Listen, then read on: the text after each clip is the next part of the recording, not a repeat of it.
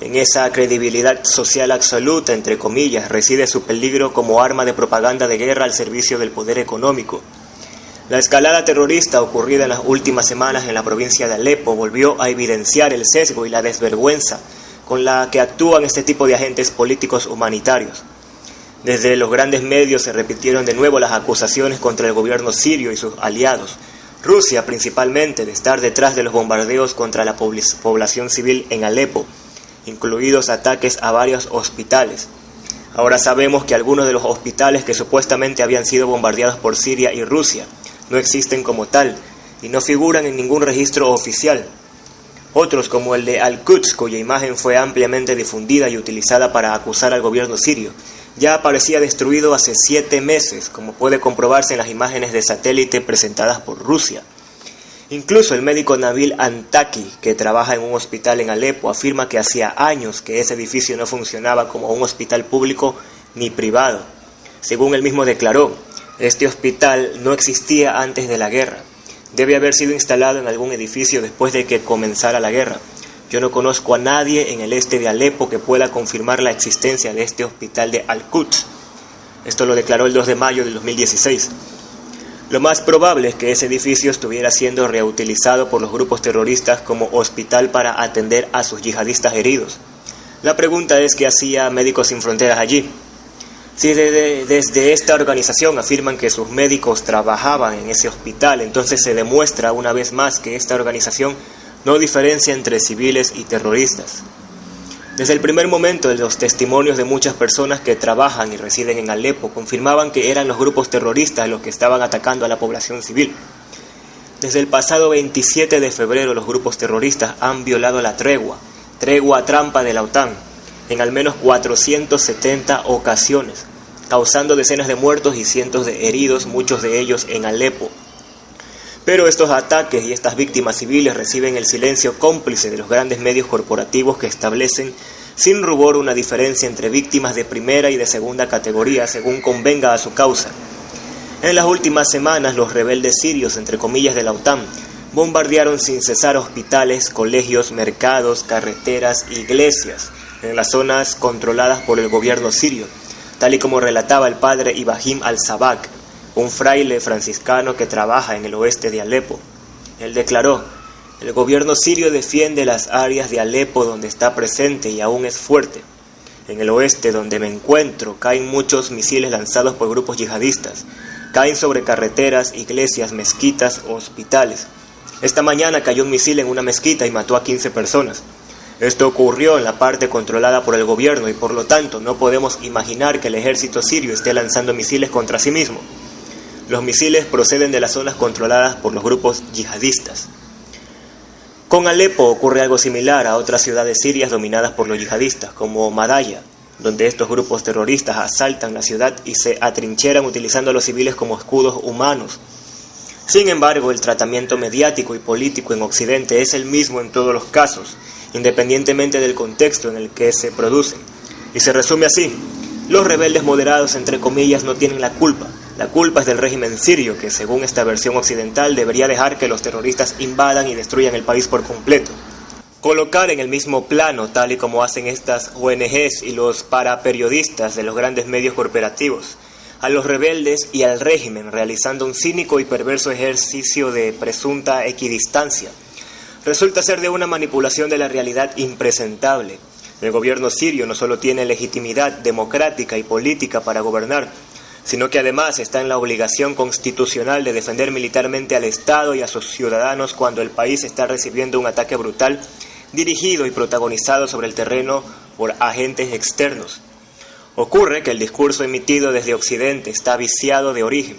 Por eso hay que poner las cosas en su sitio y volver al inicio para entender el contexto actual.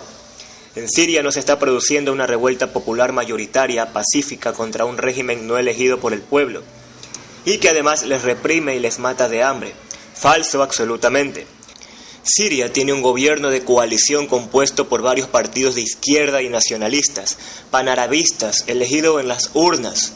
Tiene un parlamento representativo en la pluralidad existente en la sociedad y una constitución secular, anticolonialista, refrendada por el pueblo mayoritariamente.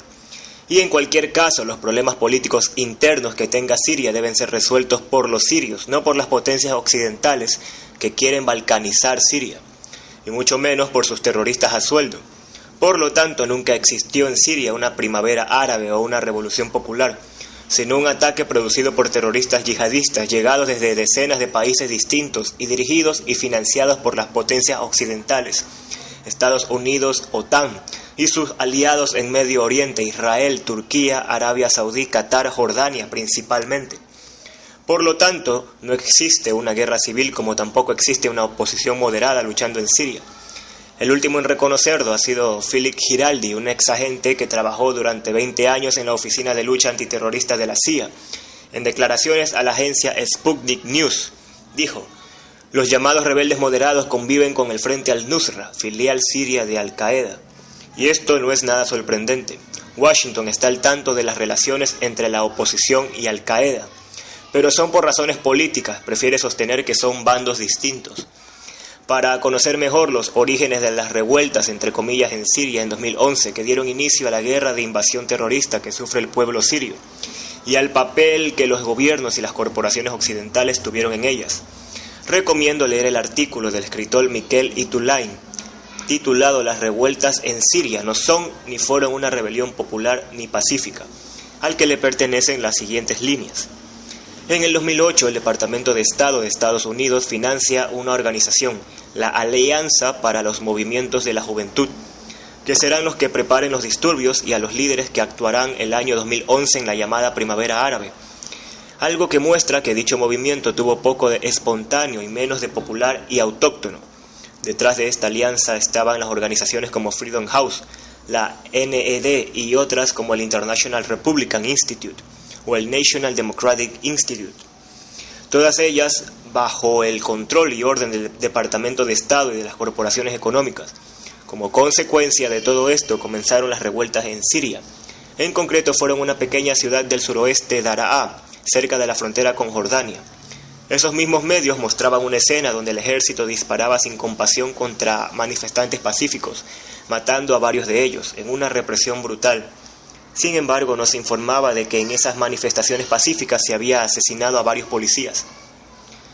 Esto es un secreto a voces que ya no niegan ni siquiera algunos de sus protagonistas principales, como ha hecho recientemente el ex primer ministro de Qatar, es decir, el ex dictador y rico empresario Sheikh Hamad bin Jaber Al Thani, en una entrevista para el Financial Times, donde reconocía como el descaro que demuestran los criminales que se sienten impunes ante la ley, la intervención de países como Qatar, Arabia Saudita, Estados Unidos y Occidente en Libia y en Siria, financiando y armando los grupos terroristas desde el 2011. Sin embargo, nada de esto aparece en las portadas de los grandes medios corporativos, ni es denunciado por las ONGs más reconocidas y respetadas. Resulta imposible escuchar en estos medios la voz de algún analista internacional, académico, periodista, etc., que exprese opiniones como esta y aporte este tipo de información.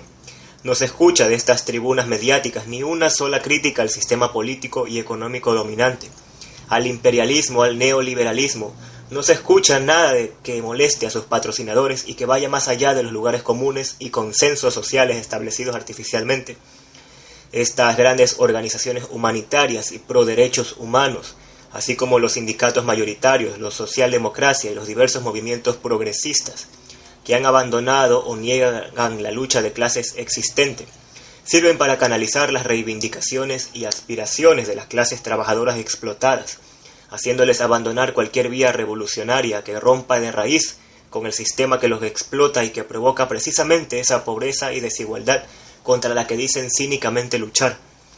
Aquellos pueblos y gobiernos soberanos que tienen la valentía de hacerlo, de denunciar y luchar contra el corrupto orden mundial actual, son denunciados por estas ONGs y señalados con mayúsculas en algunos de sus informes. A partir de ese momento, estos gobiernos quedan sentenciados.